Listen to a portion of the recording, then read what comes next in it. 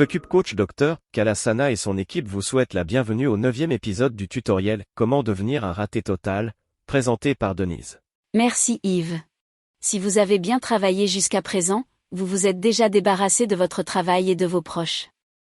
Il est maintenant temps de faire fuir les amis qui vous restent, de rester tout seul et de vous apitoyer sur votre sort. L'auteur américain Dan Greenburg, que nous vous avons déjà présenté, suggère de rappeler à vos amis que vous êtes un raté. Pour ce faire, appelez-les tous les jours, de préférence plusieurs fois. Plaignez-vous. Pleurez. Accusez-les de ne pas se soucier suffisamment de vous maintenant que vous êtes malheureux. Faites-leur sentir qu'ils se sentent coupables d'être égoïstes, de ne penser qu'à eux et de vous laisser seul avec votre chagrin. Prétendez que vous êtes terriblement blessé. Mais cela fonctionne aussi dans l'autre sens, ne répondez pas aux SMS et aux messages WhatsApp. Évitez les félicitations pour les anniversaires ou autres événements joyeux, car cela pourrait donner l'impression que vous voulez rester en contact. Si quelqu'un vous demande de l'aide, faites remarquer que chacun doit faire face à ses problèmes, après tout, personne ne vous aiderait non plus. N'oubliez pas que toute amitié consiste à tirer le meilleur parti de chaque situation qui se présente à vous. Lorsqu'on vous demande des justifications, inventez une histoire et soyez créatif dans vos excuses. Testez régulièrement vos amis en exigeant leur entière fiabilité. Ne respectez pas les accords et soyez généralement peu fiables. Si vos amis sont alors offensés, ils ne sont pas dignes de votre amitié. Si possible, refusez de sortir, car vous seriez alors obligé de suivre les autres. Si vous le devez, imposez vos désirs et ne faites pas de compromis. Ne tolérez pas les erreurs. Faites immédiatement remarquer un mot incorrect ou une expression négligente, sinon cela se reproduira encore et encore. Réaffirmez que vous ne tolérerez pas ce comportement et rappelez-le lui à plusieurs reprises. C'est particulièrement utile si vous dissimulez vos sentiments par de la grossièreté, si vous cultivez des préjugés et si vous faites des remarques stupides. Si quelqu'un veut que vous le félicitiez pour ce qu'il fait, il est préférable de lui dire « Le peu que tu fais, tu le fais bien ».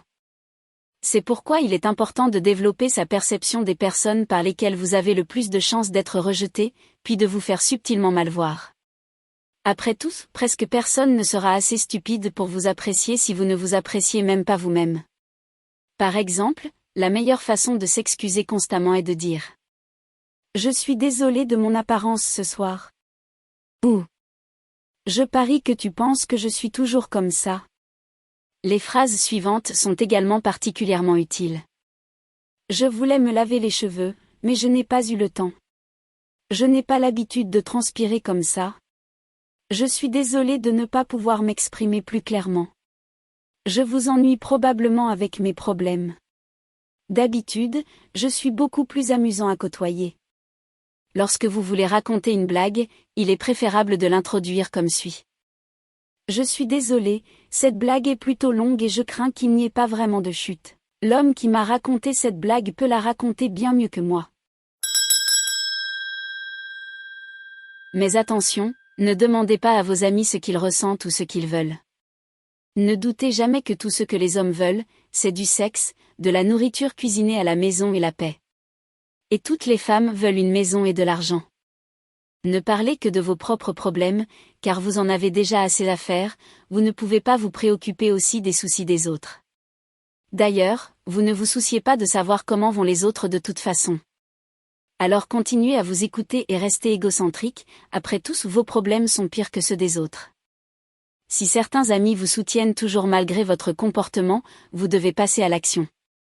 Arrivez en retard ou pas du tout à vos rendez-vous sans vous excuser, et si vous le faites, seulement par SMS 2 heures après l'heure prévue.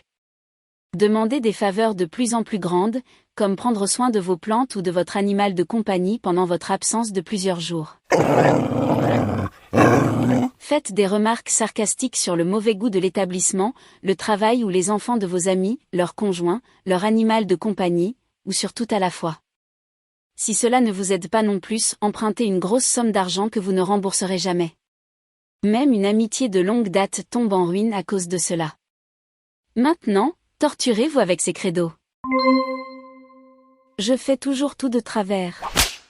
Je ne changerai jamais. Il y a quelque chose qui ne va pas chez moi. C'est moi qui suis responsable de tout. J'échouerai toujours. Si vous continuez à agir de cette manière, vous aurez certainement bientôt réussi à chasser de votre vie tous vos amis et toutes les personnes que vous connaissez. Félicitations! Vous avez maintenant réussi à créer tellement de crainte en vous que tous les gens vous rejettent. Vous avez atteint le malheur complet et avez été puni pour toute votre culpabilité et êtes enfin seul.